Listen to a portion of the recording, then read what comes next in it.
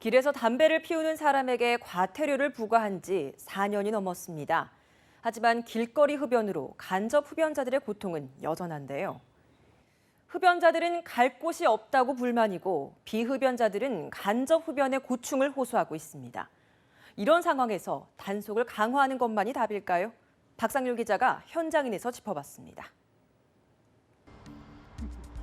금연구역이지만 담배 연기가 가득합니다. 근처 건물에서 담배를 피러 나온 흡연자들은 담배를 필 공간이 없다고 하소연합니다. 흡연을 하는 사람들이 흡연을 건강하게 할 수 있는 공간이 조성되어 있냐라고 그건 좀 아닌 것 같고, 그러다 보니까 이제 원치 않게 정해지지 않은 공간에서 피게 되는 것 같고. 불편하죠. 4층이나 막 이렇게 되는 사람들을 일일이 내려와야 되니까. 흡연구역이 거기 정해져 있으면 길거리에 나와 있으면 그 비흡연자들한테 피해를 덜 주는 거잖아요. 안 나와서 피면. 또 다른 건물 주변.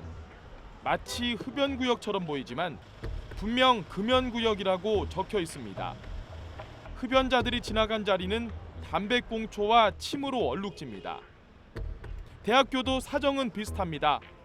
교내 곳곳에서 담배를 피고 연기를 맡아야 하는 학생들은 답답해합니다. 길거리 흡연에 대한 단속이 시작된 지 5년째. 일부 흡연자는 아직도 강한 거부 반응을 보입니다.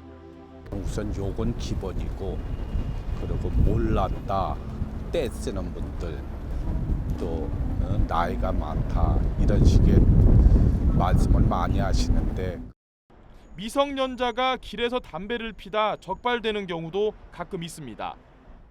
주민등록증이요? 저 집에 놓고 왔어요. 얼마나 해야 돼요? 미성년자는 현재 50%가 등록돼 감면도치돼서 있는 25,000원이에요. 지금은 길거리 흡연 단속이 전혀 없는 밤 11시입니다. 낮에는 눈치를 보며 담배를 피던 사람들도 밤이 되자 주위 시선을 아랑곳하지 않고 담배를 피우는 사람이 상당히 많습니다. 골목은 사실상 흡연자들이 점령한 상태와 크게 다르지 않습니다. 욕 주변에 만들어 놓던 가야 되는데 욕 주변에 만들어 놓지도 않고 다 금연 때려버리니까 남자들은 솔직히 대놓고 피고 하는데 여자들은 필 데가 없으니까 그냥 다 구석탱이에서. 그러나 담배 연기를 강제로 맡아야 하는 사람들은 인상이 구겨질 수밖에 없는데 선뜻 말을 꺼내기도 쉽지 않습니다. 아직까지 길거리에서 담배 피고 있는 사람들이 너무 많아서 애기랑 같이 다닐 때 너무 좀 불안하고, 또 이렇게 얘기를 했을 때 또 이렇게 폭행 사건도 있어가지고 말하기도 좀 겁이 나고요. 가장 큰 문제는 역시 간접 흡연이 건강에 치명적일 수 있다는 점입니다. 이곳은 인천공항입니다. 제가 공항 1층 야외를 직접 걸어봤더니 이런 흡연 부스가 모두 4개가 있습니다. 약 200m 간격으로 하나씩 있는 셈인데요. 그래서인지 길에서 담배를 피우는 사람을 전혀 찾아볼 수가 없었습니다. 최근 흡연 공간이 없어 문제가 됐던 광화문 KT 본사. 뒤늦게 흡연실을 만들기 시작했는데 전체 상주 직원이 5,000명 가까이 되지만 흡연실 최대 수용 인원은 30명 정도에 불과합니다. 여의도에 있는 또 다른 건물. 8,000명 가까운 직원이 있지만 흡연을 할 수 있는 공간은 이곳이 전부입니다.